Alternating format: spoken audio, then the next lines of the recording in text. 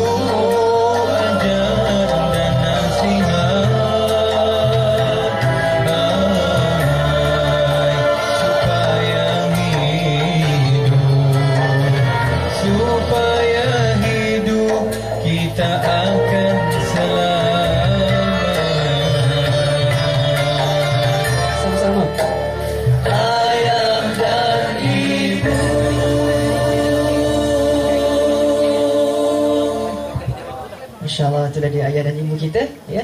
Bagaimana mencintai dan menyayangi ayah dan ibu kita adalah perintah Allah dan menjadi apa yang disyariatkan oleh Rasulullah SAW. InsyaAllah sama-sama kita hayati nanti ceramah yang akan disampaikan oleh Al-Habib Ali kita Jadi insyaAllah kita kembalikan semula kepada pengurusi majlis kita. InsyaAllah jumpa lagi selepas ini. Terima kasih.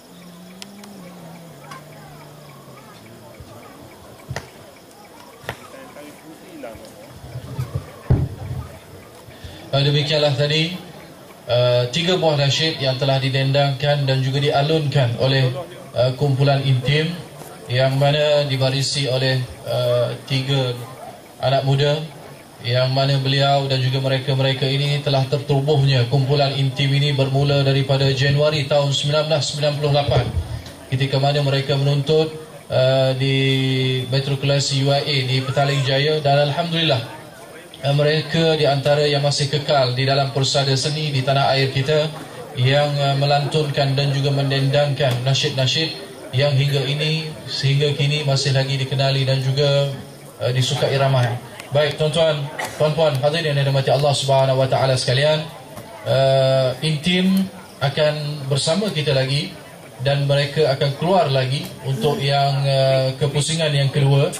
Tetapi sebelumnya, marilah sama-sama kita mengambil sedikit kesempatan yang peluang ini adalah merupakan peluang keemasan yang jarang-jarang, yang mana sebagaimana yang disebutkan tadi bahawa Al-Habib Ali Zainal Abidin Al-Hamid yang biasa kita lihat baik itu di dalam TV 9, baik kita selalu dengar di dalam TV Al-Hijrah, dan baik kita biasa dengar di dalam Radio Aikim, maka di tengah-tengah pada malam ini kita hadirkan beliau yang insya-Allah ambil dan juga raihlah peluang mendengarkan kalimat-kalimat mutiara indah yang akan dikeluarkan daripada bicara suci beliau, dengan tanpa melengahkan masa lagi majlis dengan ta'zimnya menyemput dan juga mempersilakan Al-Fadhil Al-Habib Ali Zainal Abidin Al-Hamid alaihi tafadhal.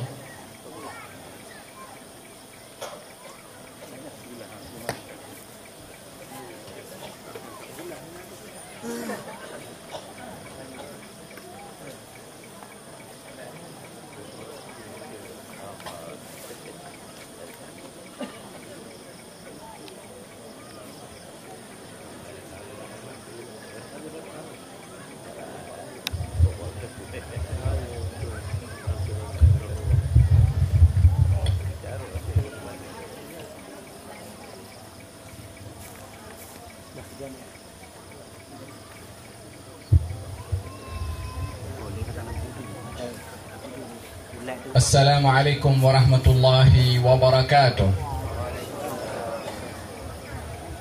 Assalamualaikum warahmatullahi wabarakatuh. Alhamdulillah alladhi hadana lihadha wa ma kunna linahtadiya laula an hadana Allah. Wassalatu wassalamu ala sayyidina wa habibina wa syafi'ina Rasulillah Muhammad ibn Abdullah wa ala alihi wa sahbihi wa man walah, amma ba'du.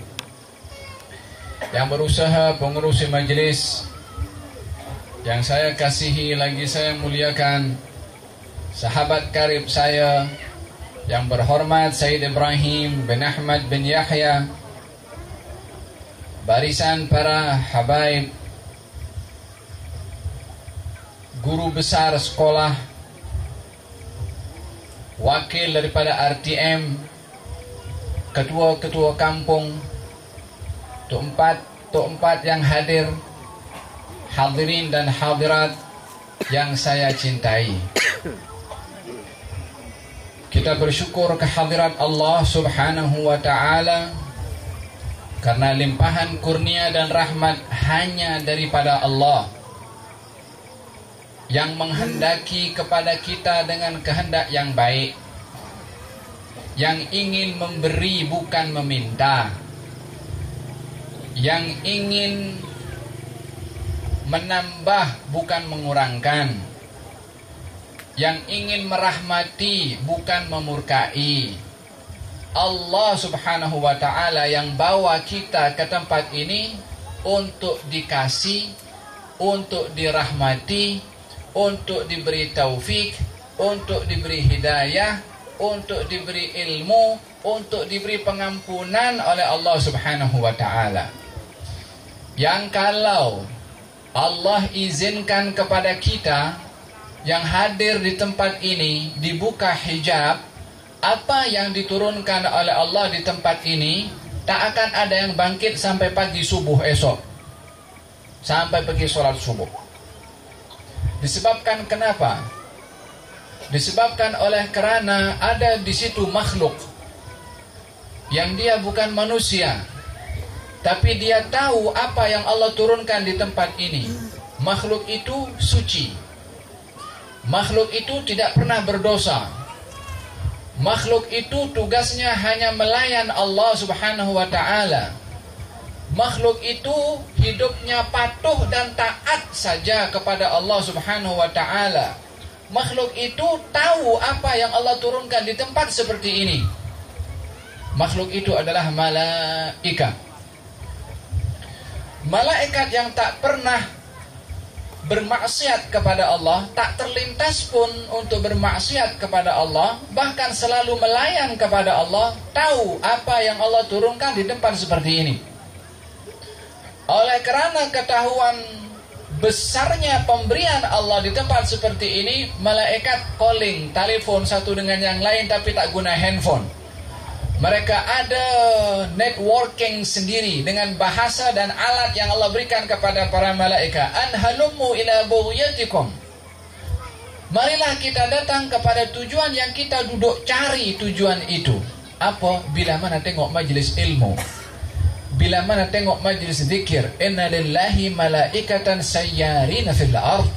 Yang bagi tahu itu kepada kita Nabi yang didendangkan tadi, pujiannya, tala al-badrunya, salawat dan salamnya kepadanya, Nabi Muhammad sallallahu alaihi wasallam bersabda, Allah mempunyai malaikat yang berkeliling di atas muka bumi ini mencari halaqah-halaqah ilmu atau majlis-majlis ilmu.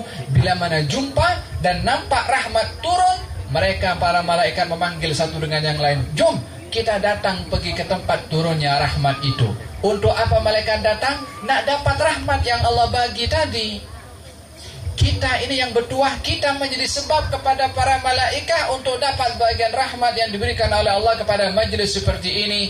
Maka tentunya orang yang berada dalam majlis seperti ini adalah orang yang ingin dikasihi oleh Allah, ingin dirahmati oleh Allah, ingin diampunkan oleh Allah, ingin digantikan sebanyak dosa yang diampunkan dengan ganjaran oleh Allah. Ini semua adalah merupakan sifat pemurahnya Allah kepada kita. Kita ucap alhamdulillah.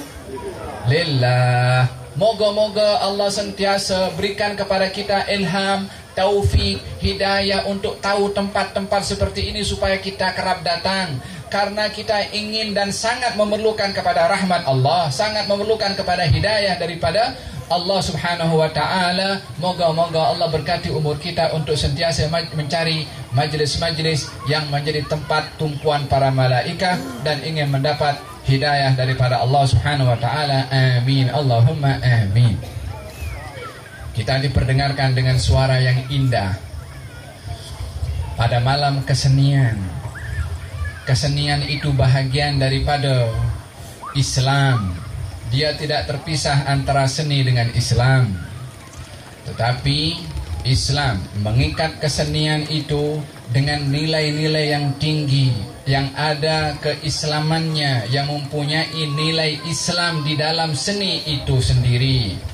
Baginda Rasulullah sallallahu alaihi wasallam menyuruh kepada para sahabat untuk memain kompang yang merupakan alat seni bila mana ada pernikahan.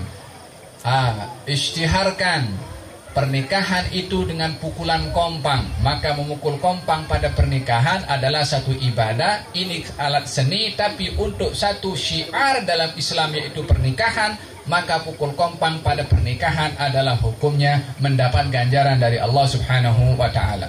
Dia alat seni, tapi karena ada kaitan dengan syiar Islam pun akan dinilai sebagai satu ibadah. Bahagian daripada seni juga orang pukul kompang karena kegembiraan. Bila mana sesuatu dapat nikmat dari Allah Subhanahu wa ta'ala, seorang wanita di zaman Nabi SAW. Dia mengatakan kepada Allah, ya Allah, aku bernazar, bila mana Nabi Muhammad balik daripada perang ini dia selamat, saya akan pukul kompang. Pasal apa? Pasal saya seronok. Seronok pasal apa? Pasal Nabi selamat balik pergi ke Madinah. Maka Nabi datang pergi ke Madinah dalam keadaan selamat. Dia pun datang, ya Rasulullah, saya bernazar nak pukul kompang. Bila mana engkau balik selamat ke Madinah, aku pun seronok engkau selamat nak pukul kompang. Kata Nabi, pukul kompang kamu. Dipukul di hadapan Nabi kompang itu oleh perempuan. Karena apa? Seronok gembira dengan Nabi selamat balik daripada peperangan. Ini pun juga bahagian daripada ibadah. Pasal apa? Pasal kalau bukan ibadah, kenapa Nabi suruh pukul kompang? Dan sementara dia bernazar, disuruh oleh Nabi SAW. Dia guna seni juga, alat seni untuk sesuatu yang ada kaitan dengan Islam, yaitu gembira dengan datangnya Nabi SAW. Gembira dengan satu perayaan-perayaan yang baik. Itu bahagian daripada syiar dalam agama Islam. Memuji kepada baginda Rasulullah. Tadi tala'al badru alaina. Kemudian salawat dan salam yang dibacakan dengan suara yang begitu merdu oleh kumpulan intim, menunjukkan bagaimana kesenian itu juga diperhatikan di dalam Islam, juga diambil berat oleh Nabi. Nabi duduk diam dengarkan orang pukul kompang. Pasal apa? Kalau bukan kesenian, tak ada. Kalau tak ada kaitan dengan Islam, Nabi tak akan dengar. Tapi pasal ada kaitan dengan Islam, Nabi dengar. Wahakala, sesuatu dikaitkan dengan Nabi SAW tentunya akan naik daripada adat menjadi ibadah. Lagu yang ketiga dibawa oleh intim tadi adalah berkenaan dengan ayah dan ibu. Ayah dan ibu mesti dihormati. Saya tak pandai nak berlagu, tapi hanya hujungnya saja saya bawa. Menghormati kepada kedua ibu bapa. Kenapa kita mesti menghormati kepada kedua ibu bapa?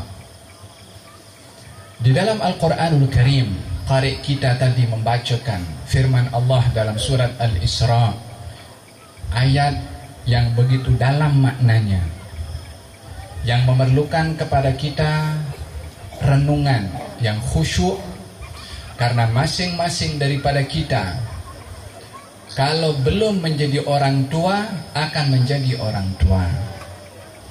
Kalau sudah menjadi orang tua, sudah pernah punya orang tua. Jadi setiap yang hadir di sini, kalau sudah jadi orang tua, tapi dia tetap menjadi anak kepada orang tuanya. Yang belum jadi orang tua akan jadi orang tua. Kita kena mesti tahu status kita, baik sebagai orang tua atau sebagai anak.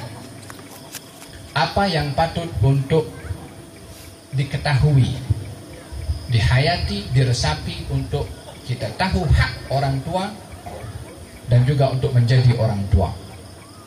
Ayat yang dibacakan sebentar tadi, wa qadha rabbuka alla ta'budu illa iyyah wa bil walidaini ihsana imma yablughanna indakal kibara ahaduhuma aw kilahuma fala taqul lahumā uffin wala tanharhuma wa qul lahumā qawlan karīmā wakhfid lahumā janāha adh-dhulli minar rahmah wa qur rabbirhamhumā kamā rabbayānī shaghīrā. Saya akan kupas satu demi satu daripada ayat ini, karena tajuk yang akan kita bahaskan pada malam hari ini berkenaan dengan birrul walidain, berbakti kepada kedua ibu bapa, yang merupakan perkara yang amat penting di dalam agama Islam. Bahkan Nabi ketika ditanya tentang kedudukan ibu bapa, Nabi hanya bagi dua jawaban. Dua kalimat, dua kata Nabi hanya jawab tentang kedudukan ibu bapa. Ketika ditanya, ya Rasulullah, bagaimana kedudukan ibu bapa ini? Nabi bersabda, huma jannatuka wa naruk. Ibu bapa kamu itu antara surga bagi kamu atau neraka bagi kamu. Antara surga bagi kamu atau neraka bagi kamu. untuk masuk syurga, cara yang paling simple tapi berat adalah birrul walidain. Demikian juga cara yang paling mudah menghantarkan seseorang pergi ke neraka wal'iyadzubillah adalah derhaka kepada kedua ibu bapa. Sebab Nabi mengatakan kedua ibu bapa ini syurga kamu atau neraka kamu. Oleh kerana tingginya kedudukan ibu bapa di dalam agama, Allah meletakkan kedudukan ibu bapa selepas Allah meletakkan sembah kepada Allah, letak berbakti kepada kedua ibu bapa. Wa qadha rabbuka, Tuhan kamu sudah menentukan dan mewajibkan ke atas zatnya yang maha tinggi, alla ta'budu illa iyyah, kamu tak boleh menyembah kecuali hanya kepadanya, yakni kepada Allah. Wa bil walidaini ihsana, lepas menyembah kepada Allah, apakah amalan yang paling tinggi untuk dibuat oleh manusia? Wa bil walidaini ihsana, berbuat ihsan kepada kedua ibu bapa. Wa bil walidaini ihsana, berbuat baik kepada kedua ibu bapa. Allah sebutkan di sini ihsana. Saya ingin bawa tuan-tuan dan puan-puan sekarang ini untuk berenang di lautan Al-Quranul Karim. Apa itu ihsan? Dia orang kalau namanya Hasan itu baik, tapi kalau ahsan itu lebih baik. Kita disuruh oleh Allah bukan berbuat baik kepada kedua ibu bapa, adalah berbuat melebihi daripada kebaikan. Ihsana. Kata Syekh Muhammad Mutawalli Sya'rawi rahmatullah alaih mengatakan bahwasanya maksud ihsan itu berbuat melebihi daripada yang wajib. Apa yang wajib kita patut buat kepada orang tua, belum sampai kepada derajat bakti kepada orang tua sehingga melakukan yang lebih daripada yang wajib, baru itu namanya bakti kepada orang tua. Macam orang salat wajib 5 waktu, itu wajib yang dibuat, tapi kalau ada qabliyah dan ba'diyah itu orang berbuat ihsan dalam salatnya sebab buat yang lebih daripada yang wajib.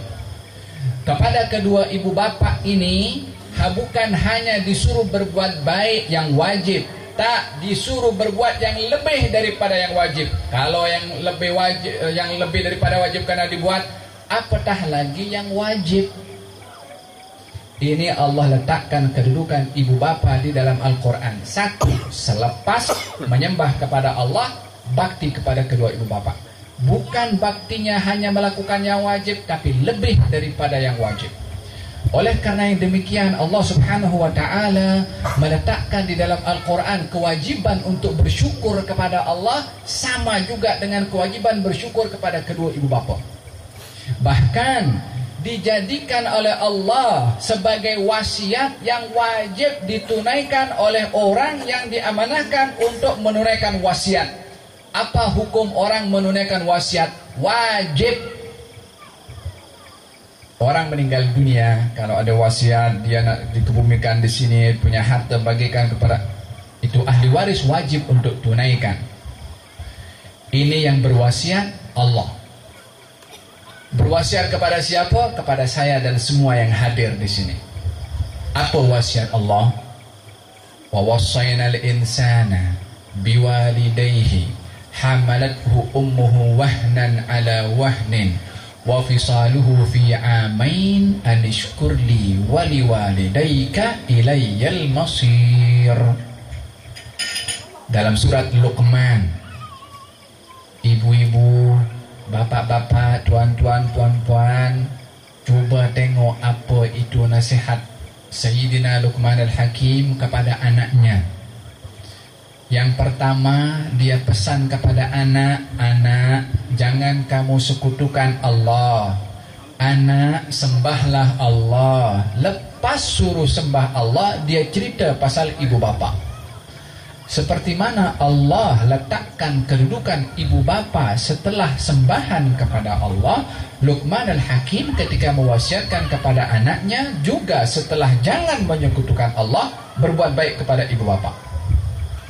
Apa kata Luqman al-Hakim?